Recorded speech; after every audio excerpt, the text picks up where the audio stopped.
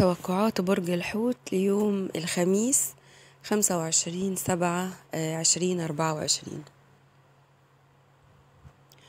لا حول ولا قوة إلا بالله يا حوت.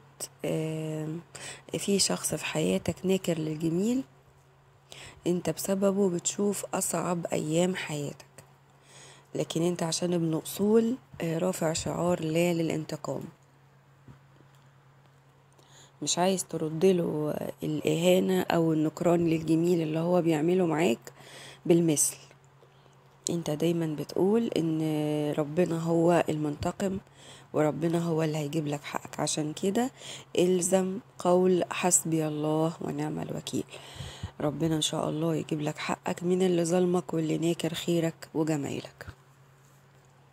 بس سبحان الله، زي ما بنقول كده، ربنا بيقطع من هنا ويوصل من هنا.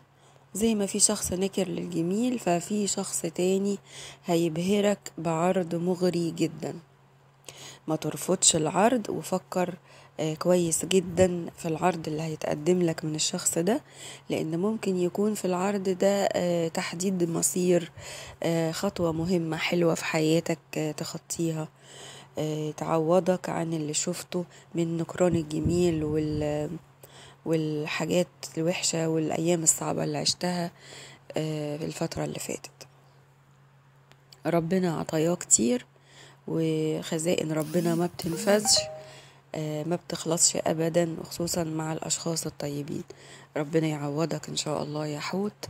وخلي بالك عشان انت منظور، أو الناس حسداك ورصدك كل تصرفاتك وكل تحركاتك.